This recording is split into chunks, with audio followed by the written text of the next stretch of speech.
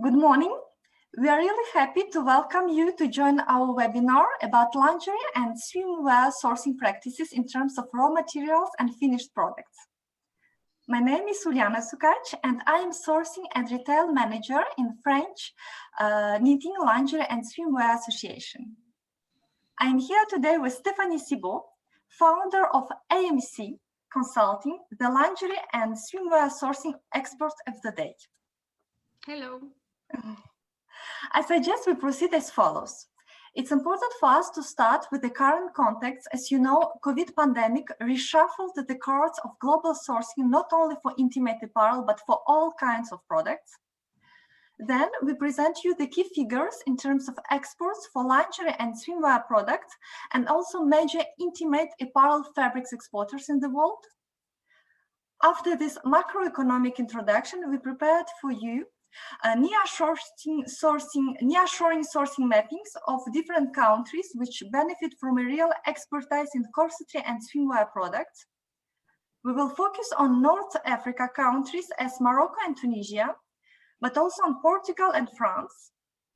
We will pass by Baltic states with a special focus on Latvia, and we will finish with Eastern Europe countries as Ukraine and Bulgaria, which are more confidential sourcing areas for lingerie items. And last but not least, I'm also honored to be here with Stéphanie, who will complete all these figures with her vision of outsourcing strategies for lingerie products today in an exclusive interview in the end of this webinar. Let's talk about the current context. As you know, health pandemic accelerated all trends in terms of retail, consumption, and outsourcing strategies. For consumers nowadays, less is more, or even deconsumption is widely spread. In addition, sustainable fashion is picking up rapidly among consumers, is starting to become a real driver for purchasing decision, and is likely to be critical for competitive success. Moreover, social and environmental sustainability has become a key priority for apparel companies, just as it's becoming an increasingly important issue not only for consumers, but also for governments. In our opinion, the old model of moving continually from one low-cost sourcing country to the next is not anymore in the scope of apparel companies. Nowadays, increased volatility and resulting gross margin losses from markdowns are pushing apparel companies to shift from a focus on minimizing the price of supply to a focus on customer-centric agile product development to meet customer demands. So the absolute must-have sourcing model is a customer-driven sourcing strategy. There is therefore considerable room to improve the cost, speed, flexibility, sustainability of end-to-end product development and sourcing processes in the apparel industry, and of course in intimate apparel industry. So the brands are working on more balanced sourcing approaches between Asian and nearshoring imports, but we have still a problem with nearshoring imports. It's the lack of fabrics production. We will speak about it a little bit later in the webinar. And lastly, process improvements are top of mind for sourcing executives, and it consists in turning supplier relationships into a strategic partnership. And also we assist to global digitalization of sourcing practices. Stéphanie, maybe would you like to add a few words to complete this introduction in terms of the current context? Bien sûr, ce qu'on peut dire vraiment, c'est que depuis 2020, avec l'apparition du Covid-19, les Français ont vraiment pris conscience des difficultés pour produire et livrer rapidement, notamment en termes de masques, d'autres vêtements de protection. Il y a vraiment un effet pervers de la mondialisation, il y a vraiment une prise de conscience de notre dépendance vis-à-vis des fournisseurs et notamment des fournisseurs asiatiques.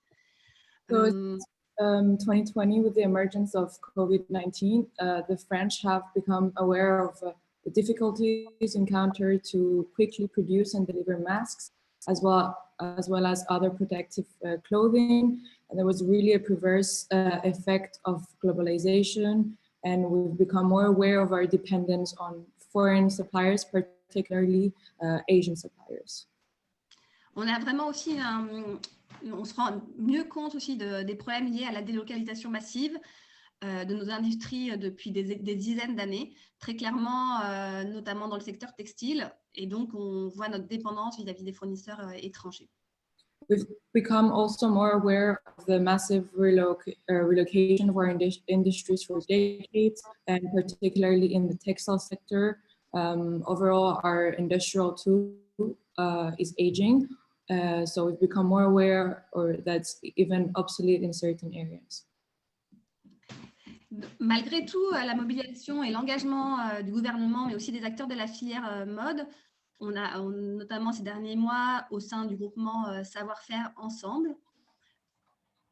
So despite the mobilization and commitment of actors in the fashion industry within the Savoir-faire Ensemble group, dont l'objectif est vraiment d'innover et collectivement de fabriquer localement des vêtements durables afin de répondre à la demande massive de masques, de vêtements de protection, de surblouses. Mais voilà, l'idée, c'était que les industriels textiles français se regroupent et puissent répondre à cette demande forte en France pour les protéger, nos concitoyens.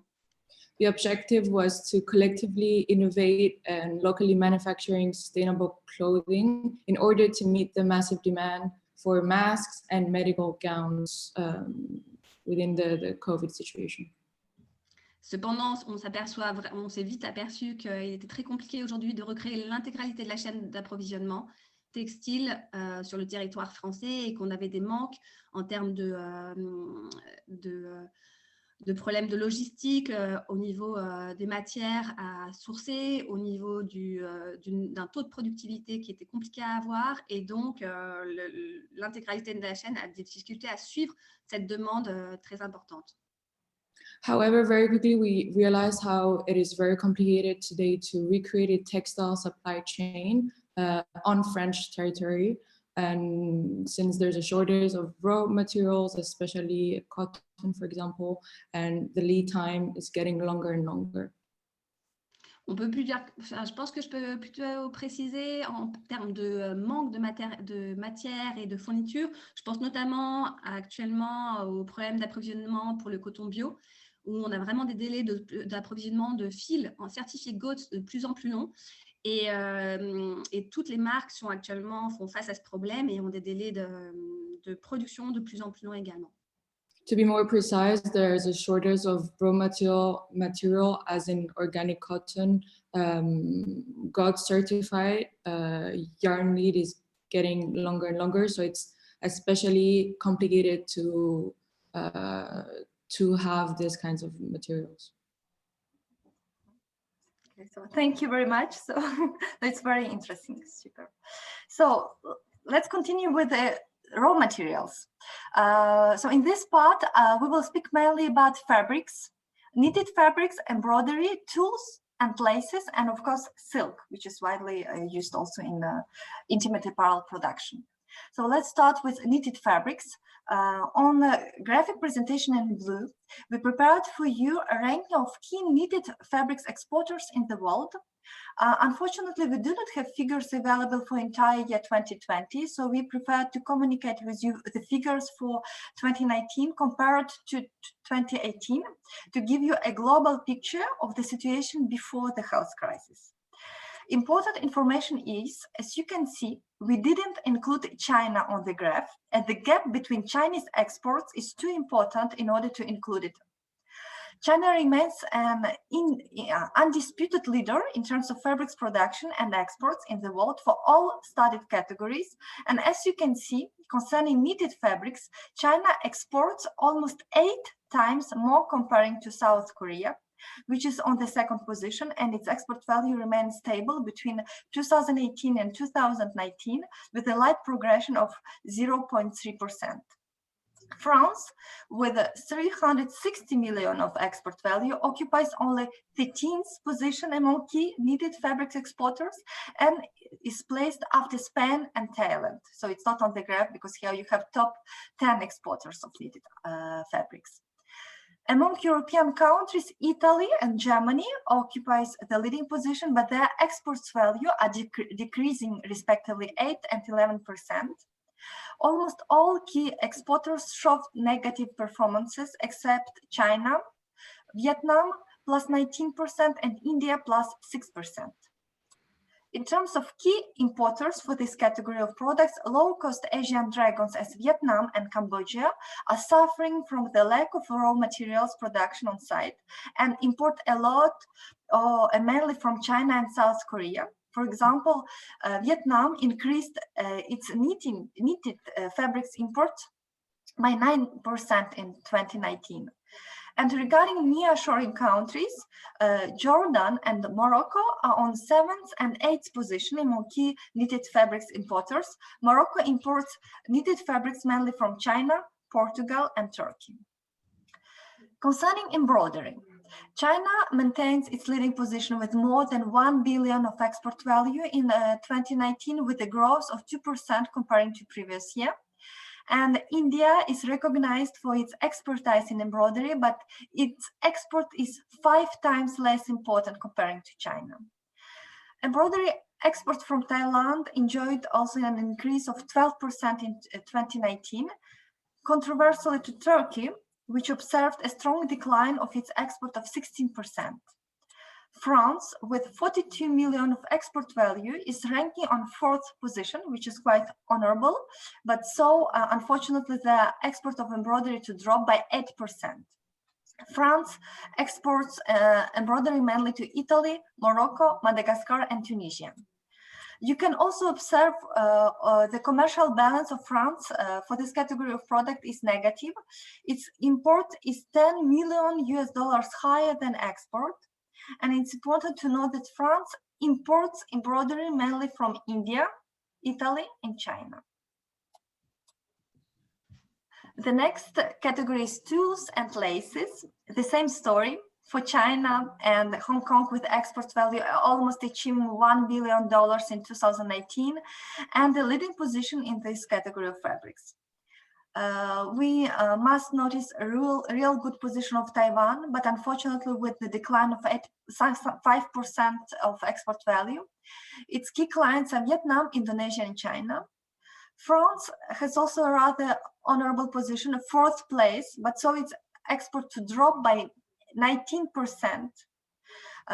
France is famous by its expertise in livers, lace, in Calais region, and its key clients for laces are Italy, Morocco, and Tunisia.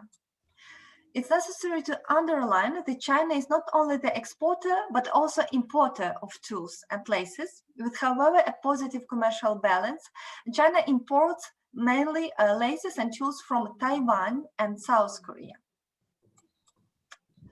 And the last category that I would like to spotlight is the silk, also highly used in intimate apparel in premium and luxury sectors.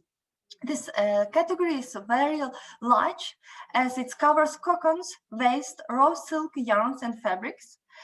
China maintains its leading position and benefits from its double specialization in raw silk production, but also in fabrics viewing. Silk fabrics export represented about 600 million USD, with the main destination is Italy. And on its side, Italy exports mainly fabrics, 223 million USD, and imports silk yarns. Its main export destination for silk fabrics are France, but also Balkan states as Romania and Bulgaria. It's interesting to spotlight that the high position of Vietnam, which may be quite surprising in terms of silk exports, 3rd world exporter after China and Italy. Vietnamese key export destination for the silk products are India and Japan, and Vietnam exports mainly a raw silk and not silk fabrics. France is placed on 6th position, and its export is up to 6% in 2019, and the silk fabrics production in France is mainly located in Lyon region. So we finished the key figures about raw materials, and now I propose you to make a focus on finished products. in terms of intimate apparel. Let's start with corseterie and swimwear, key world's exporters. So you have corseterie on your left and swimwear on your right. So we prepared for you the presentation of key exporters of corseterie products as bra and corsets you have in this category. China maintains its leading position with almost 4 billion of export value. However, its export dropped by 8% comparing to previous year. And 5 other countries stand out as corseterie producers in Asian area. So we have Vietnam, Sri Lanka, Indonesia, Thailand, and Myanmar. In terms of export volume, the top destination of Vietnamese corseterie is the USA, it's historically, which is followed by Japan, France, and China. Among the key corseterie producers in Vietnam, we must underline Scavi Group, that you probably know. And for Sri Lanka, the key buyers are also USA. And we have Italy and UK, which occupies second and third position. And among the key corseterie producers, we must highlight Mas, which is one of the key factories in Sri Lanka for corseterie products. And Myanmar, few words about Myanmar, which is maybe also quite interesting to spotlight. In 2019, Myanmar was positioned as the world's 13th exporter of corseterie.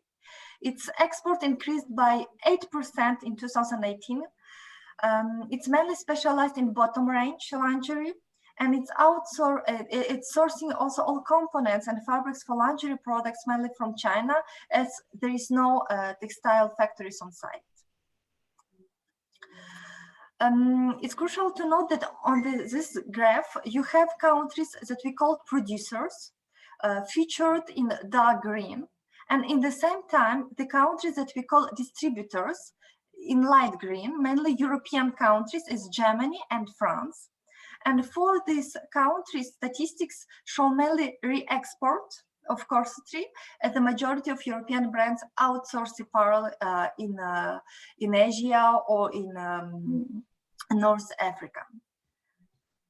So regarding the women's swimwear, China still has a primary position, but Vietnam occupies the second position after China, and the country is one of the key Chinese competitors for this category of products. Its export grew sharply in 2019 by 43%. So there is a real shift of orders from China to Vietnam. And in terms of nearshoring sourcing, Poland, Croatia, Tunisia stand out as countries with an important know-how in swimwear products. Let's have a look on another category as women's briefs and pajamas. The ranking of key suppliers differ between knitted and woven category on the left and on the right. Concerning the knitting women's underwear and nightwear, Bangladesh is the second main exporter for women's knitted underwear. The country works in priority with the USA. Exports for this category of products from Vietnam increased by 18% between 2018 and 2019. And the USA is still the main export destination for this category of products. Contrario, Thailand, compared to 2019, has seen its export of women's knitted underwear fall by 8%. Concerning the woven women's underwear and nightwear, 3 countries stand out as main producers. Turkey, on the second position after China. Turkey exports 5 times less as Asian leader, India and Vietnam. In terms of export value, the top destination of Turkish suppliers is Iraq, followed respectively by USA, Germany, and Italy. So what about men's underwear and nightwear? There are also some differences between knitted and woven underwear key exporters. For instance, Pakistan is better positioned in woven category thanks to its expertise in cotton production. And China remains still the key source for this kind of products. India and Vietnam stand out as key exporters of men's knitted underwear among major exporters. And Vietnam's exports in this category are 6 times greater when compared to Thailand and to Pakistan. The USA is still a key destination in terms of export value of Vietnamese suppliers. And regarding men's woven underwear and nightwear, Vietnam occupies the second worst position in terms of men's woven underwear, followed closely by India. However, its export dropped by 14%, and its key export destinations are USA, but also United Kingdom and France on third position. India on third position exports mainly this kind of products in Middle East, in particular to United Arab Emirates and Saudi Arabia. And as I already said, Pakistan benefits from cotton expertise and maintains its fourth position, closely followed by Myanmar among key exports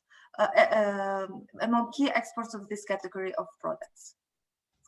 And the last category that we would like to spotlight is men's swimwear. So the same story with China. China stands out as a key exporter of this category among the 20 countries analyzed, with 3 main clients: France on the first position, USA and Japan. Vietnam has double expertise, as you can see, in knitted and also in woven men's swimwear. Indonesia and Cambodia are well placed for this category of products on 6th and 7th position. And among nearshoring countries, Poland and Tunisia benefit from an important know-how in this category of products. And finally, Turkey has a better position in men's woven swimwear, 9th place, comparing to knitted swimwear, where the country is placed only on 14th place. So to summarize this macroeconomic part, I would like to say that yes, China and low-cost Asian countries as Vietnam, Cambodia, Indonesia, Thailand, and Myanmar maintained their market share in terms of intimate apparel fabrics and products worldwide export. But since COVID pandemic, we assist to global shift of orders from Asia to neighboring countries. And as French Lingerie and Swimwear Association, we are receiving also a lot of requests from different brands looking for the more close source to play the orders shift from Asia. And we are looking forward to having an overview of figures for entire year 2020 and especially for 2021, as soon as it's available to reconfirm this global trends for relocalization. So I hope that it was not too boring in terms of figures. And now the next part is about nearshoring sourcing mapping. The objective of this part is to share with you some tips and ideas in terms of neighboring countries specialized in intimate apparel. So some zones are well known and traditional for French buyers as Tunisia and Morocco, and others are maybe more confidential as Baltic states or Eastern Europe. So we would like to start with the ranking of nearshoring countries in terms of corseterie export. Among analyzed countries, Poland has a leading position with 200 million of export value. Poland is known by its expertise in full-figured lingerie, and there are a lot of Polish lingerie brands that are also sold in international markets as Eva Bien, Gorseria, Corinne, Julie Max, Conrad, or Chrysaline. Then, of course, we have traditional source of production with Morocco and Tunisia, which work closely with French lingerie brands.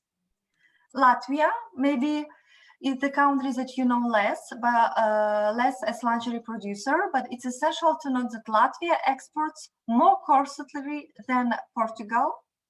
And of course, Balkan countries, followed by Ukraine, that is working closely with German brands as Triumph. For example, Triumph delocalized its production to Ukraine after Soviet Union collapse. So let's have a look on key production zones and key suppliers in each country. So for this part, Stephanie, I will need probably your expertise. So I propose you to start with comparative analysis for the lingerie and swimwear industry in Tunisia, Morocco, and Portugal. So please tell us what are the key regions and key suppliers in these countries, and of course, the main specialization of each country. Maybe some countries are specialized more in swimwear, others in lingerie, corseterie, or maybe in nightwear. So the floor is yours. D'accord. Non, on peut vraiment noter que depuis des années, la Tunisie et le Maroc ont vraiment développé une réelle expertise dans le domaine de la lingerie et du balnéaire, un savoir-faire reconnu sur des produits vraiment techniques, des ouvrières qualifiées et vraiment des usines qui disposent d'un parc machine nécessaire pour ce type de produit. So for years, Tunisia and Morocco have developed real expertise in the field of lingerie and swimwear for their recognized know-how, but also skilled workers. We can say that the factories have the necessary machinery for the manufacture of underwear and swimsuits. Most of the major lingerie brands use one of these two countries. On peut dire également en France notamment, mais dans d'autres pays, que beaucoup de marques, de grandes marques, font appel à un de ces deux pays, que ce soit la Tunisie ou le Maroc, ou même les deux, pour produire une partie de leur collection. So we can say that especially in France, most of the major lingerie brands use one of these two countries to make part of their collections. Et comme vous le disiez, Ouliana, en fait, on a vraiment des régions qui sont clés dans ce type de fabrication de produits. Notamment, je pense à la région autour de Rabat pour le Maroc et du côté de Tunis, de Sfax, mais surtout nos monastères en Tunisie où vraiment vous pouvez retrouver toutes les usines partenaires et propres des grandes marques de lingerie et de balnéaire. So just like Juliana was saying, there are some key regions for the manufacture of this type of product. Just for example, around Rabat in Morocco and near Tunis in Tunisia. Je pense que je peux aussi ajouter que les grandes marques, même françaises, souvent dans ces deux pays, ont leur propre usine, qu'elles ont mis en place et développée depuis des années, ou alors des partenaires historiques clés. Je pense notamment aux usines telles que Matco en Tunisie, Digital Tex, ou encore au Maroc, je fais référence à Chantema, qui est un partenaire historique de Chantel, à Maroc Modis, ou Tobago, qui travaille avec de nombreuses marques reconnues en France et à l'étranger. I should add that a lot of the bigger French brands have their own manufacture in these countries, but we can also, I can also give examples of particular factories that have been used from brands such as Matco in Digital Tex in Tunisia or Chantema in Morocco. Pour ce qui concerne le Portugal, on peut vraiment trouver tout type d'usines, que ce soit des usines pour le chêne et trame, pour la maille, pour les accessoires, pour les chaussures. Mais on ne peut pas vraiment parler de savoir-faire historique et spécifique en termes de lingerie et de bain. On a quelques marques qui produisent au Portugal en termes de simplification, je pense, de proximité. Mais voilà, les grosses marques sont surtout en Tunisie et au Maroc. So in Portugal, we can find factories of all types of products, but you can't really talk about specific know-how in lingerie or bathing or swimwear. However, some brands are still looking into manufacturing in Portugal just because of how close it is to France. But overall, most brands use Morocco and Tunisia for specifically swimwear and lingerie. Okay. And what is the situation with the raw materials on site for lingerie and swimwear, especially in Tunisia and Morocco? I know that in Portugal it's quite developed, but what is the situation with Tunisia and Morocco? En Tunisie et au Maroc, en fait, beaucoup d'usines importent des matières de l'Europe. On va voir on va voir sur cette slide. En termes de mailles et d'imprimés, en Italie, on a vraiment des gros acteurs clés tels que Carvico, Eurojersey, Piave, Montero. Je pense aussi à Ratti, les imprimeurs, à Brugnoli, un fournisseur de mailles, bien sûr à Boselli. Je pense également à Clerici Tessuto, à Eusebio, qui est un gros fournisseur totalement verticalement intégré de coton notamment. Dans la lingerie, on utilise beaucoup de broderies, de dentelles et d'élastiques. En Italie, vous avez des fournisseurs très reconnus tels que Ritex, Aimé. Vous avez Iluna également en dentelle, Mori Angelo plutôt dans les élastiques. On a des fournisseurs aussi réputés en Espagne en termes de mailles et d'imprimés. Je pense également au groupe Next Group, dont Doji ou Ritex 2002 font partie. Je pense aussi à un fournisseur d'imprimés Estilmar, localisé à côté de Barcelone, et de Fabre, pareil, qui est auprès dans la région barcelonaise. Just like we can see in the slide, raw materials are mainly imported from either Italy, Spain, Portugal, or even Turkey. So it depends what a brand is looking for. Either that's knitted and print fabrics from Italy, for example, OCBio, or Jersey Lomelina is very famous. And then for embroidery, lace, and elastic bands, there is Tex, and that's mainly for Italy. And for Spain, there's knitted and print fabrics in the Nextel group, or embroidery and lace, and once again, elastic bands.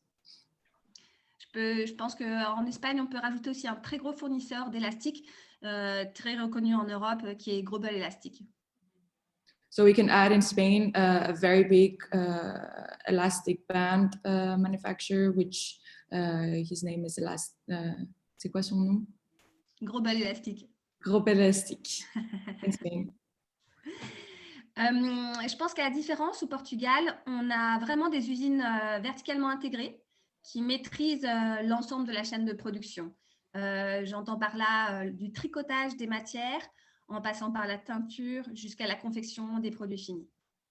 So in Portugal, what we can say is that there's more vertical integration in the know-how of different print fabrics and knitted and print fabrics. Et je pense notamment à des fournisseurs de coton que de nombreuses marques utilisent, tels que NGS, ou un imprimeur qui travaille avec NGS également, Satin-Skin. So another supplier in Portugal that Stephanie has thought of is NGS, and also Satin Skin as a printing supplier. Concernant la Turquie, on a des fournisseurs très importants, notamment dans le domaine de la dentelle. Je pense forcément à Lila, qui est reconnue dans la dentelle, mais aussi dans les tulles fantaisie, et que de nombreuses marques de lingerie, avec qui de nombreuses marques de lingerie collaborent. Et en termes d'élastique, on a un très gros fournisseur, très réputé sur le marché, forcément, c'est Rintex. So in Turkey, Lila is more from lace, and Rimtech is more for elastic bands. That is very famous, and that Stephanie has worked with. Okay. So thank you very much for this overview of raw materials suppliers in Europe and in Turkey. And I have another question regarding the health crisis. How has the health crisis impacted these countries? Tous ces pays ont été fortement touchés par la crise. Très clairement, il y a vraiment un contexte aujourd'hui d'incertitude. Les usines voient leurs clients historiques et clés connaître des difficultés en termes de stock, de surstock, de problèmes de trésorerie forcément avec les magasins qui sont fermés. Les marques sont frileuses, un peu attentistes. Il y a beaucoup d'annulations de commandes. Il y a même des arrêts de production. Très clairement, ça se fait sentir auprès de ces pays et des fournisseurs et des usines. On a des arrêts de production et des retards de paiement. So all these countries have obviously felt the impact of the latest pandemic and the whole situation, not only because of financial situation of a lot of brands that either close or shut down their shops or just selling less. So there was a real impact on all of these suppliers, either as a stock that has not been used, or simply clients that can no longer keep on paying what they've been paying until now. On remarque aussi qu'il y a eu pendant des mois un transfert d'activité. Des usines qui pouvaient produire de la lingerie se sont vues faire un transfert d'activité vers la production massive de masques. et autres vêtements de protection. Donc, il a fallu recréer tout un système, une chaîne d'approvisionnement. Donc, ça n'a pas été simple pour les usines de se mettre en place, d'actionner ce levier. Et après, revenir à des productions classiques, ça n'a pas été simple de le faire dans le sens inverse. Donc, c'était assez complexe.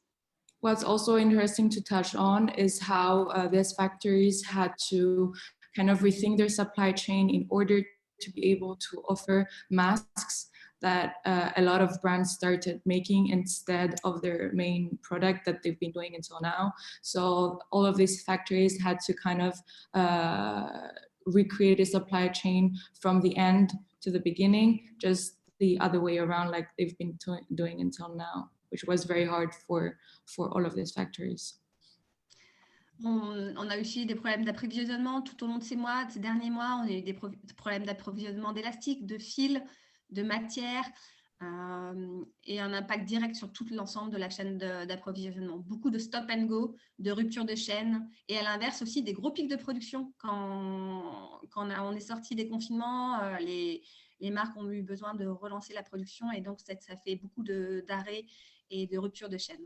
Mm-hmm. So there was a lot of problem with the stock, a lack of stock, as in just after the confinement happened, brands wanted to produce a lot more and then kind of stopped and then started again. So it was very hard for factories to kind of find the produce and then stop and then start again the production.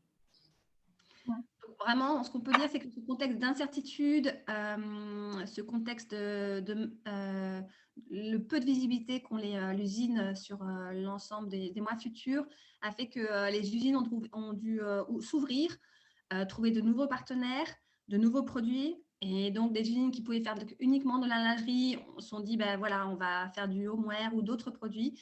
Et il y a eu des réelles opportunités pour notamment des jeunes créateurs ou des jeunes marques. So what we can say overall is that the lack of visibility, but also the uncertainty of this situation on future production, also open to new partnerships and new products, young designers who have a great difficulty finding new partners. So it has been hard, but there was also a shift in the new partnerships that these factories could create.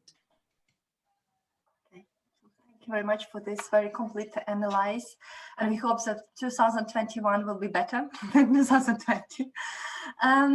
So let's talk about three next countries, Poland, Latvia, and Ukraine.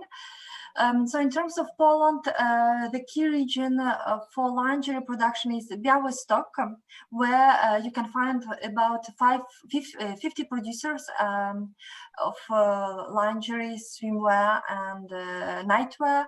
Traditionally, Polish producers are specialized, as already mentioned, in big-sized lingerie, but also in erotic lingerie, so it's like a separate segment, and it's designed mainly for Russian market.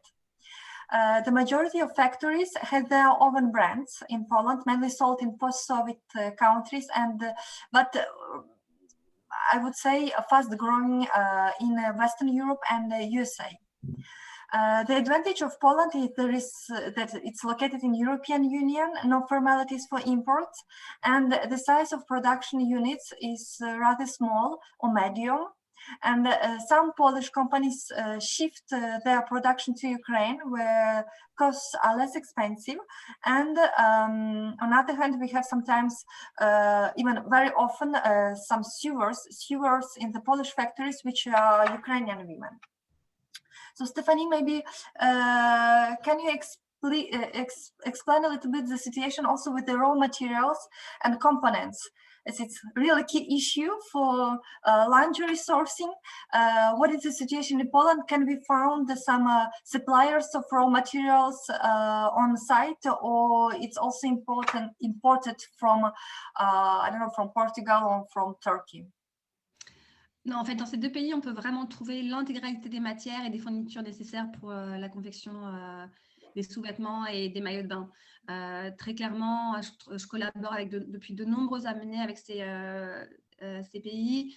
Et la Pologne est vraiment, comme vous le disiez, un partenaire clé sur la fabrication de lingerie et de balnéaires. In these countries, you can find all the material and supplies needed to make underwear and swimsuit. Stephanie has been working with suppliers in Poland for years, and they're very important, and they have all the sources needed to make both underwear and swimwear. Et il est vrai que la Pologne, des fois, importe de nombreuses matières de fournisseurs très reconnus de Turquie. Je pense notamment à Rimtex, dont je vous parlais tout à l'heure, qui est un des plus gros fournisseurs d'élastiques aujourd'hui dans cette zone prochain port, et également à Lila, qui est très fort en termes de tulle fantaisie et de dentelle. And it's true that Poland has been importing fabrics from Turkey. Stephanie has worked for many years with two major players located in Turkey. The first one is Rimtex, one of the leading suppliers of elastic, and Lila, which develops numerous collections of and lace. Okay, and do you have maybe an idea about the average quantities for finished products in Poland? Is it, okay, what is the minimum quantity order? En fait, cela varie d'une usine à l'autre, mais on peut estimer souvent un minimum de quantité par référence coloris à 250 pièces à peu près. It can really vary, but we can have a minimum of 250 pieces per color reference. Et bien sûr, pour avoir des prix un peu plus intéressants, il faut partir de à peu près 500 pièces référence coloris.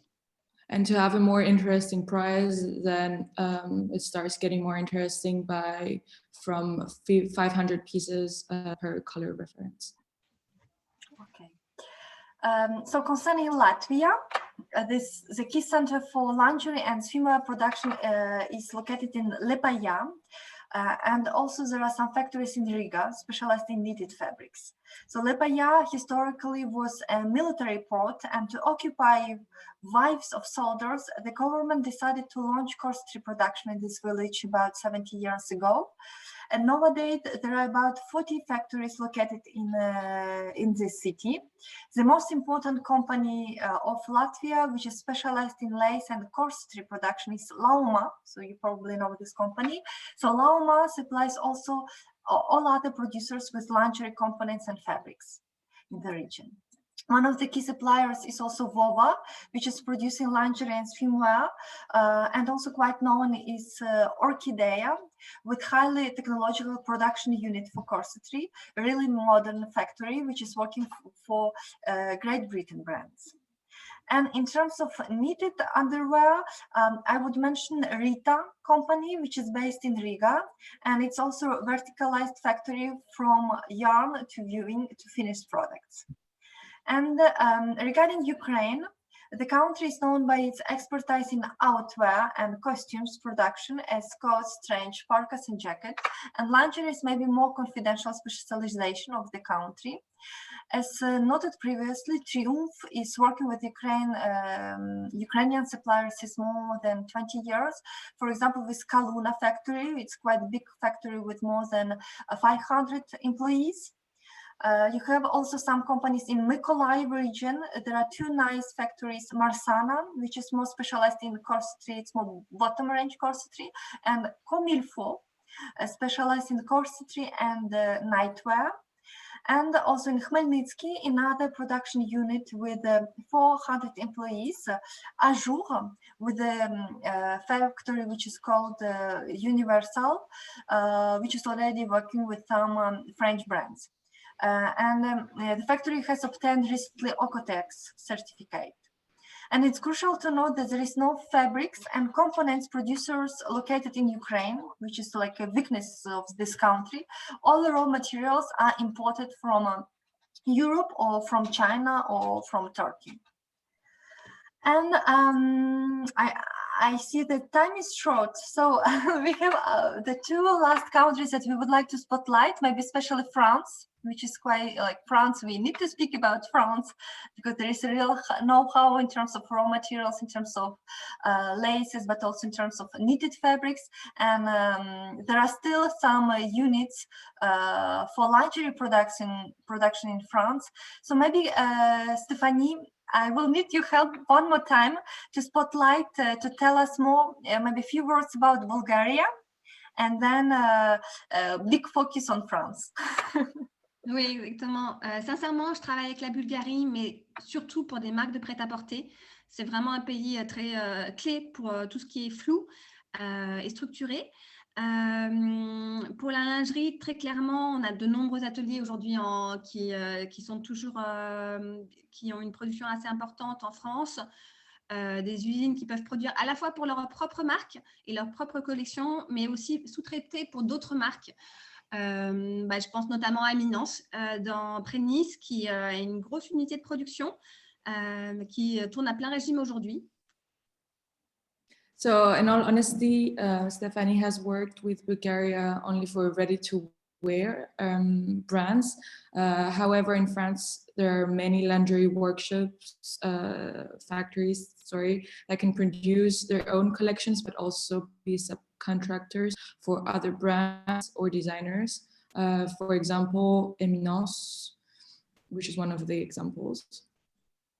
Je pense aussi à Le Maillot, qui est un acteur maintenant important en termes pour la fabrication des culottes menstruelles, de toute la lingerie coton, mais aussi à Makosa, qui est plus dans une unité de production pour le haut de gamme, même le luxe. Voilà. And there's also Le Maillot, which is more particularly good for menstrual underwear and everything that's has to do with cotton, but also Makosa that works with more luxe and a bit higher quality brands. Okay, and in terms of raw materials in France, maybe can you spotlight some factories? On a encore un panel assez important de fournisseurs spécialisés dans la lingerie et le balnéaire. Je pense notamment à de nombreux fournisseurs de mailles. Je pense à SMB, à Billon, à Sophie Letta également dans la région lyonnaise.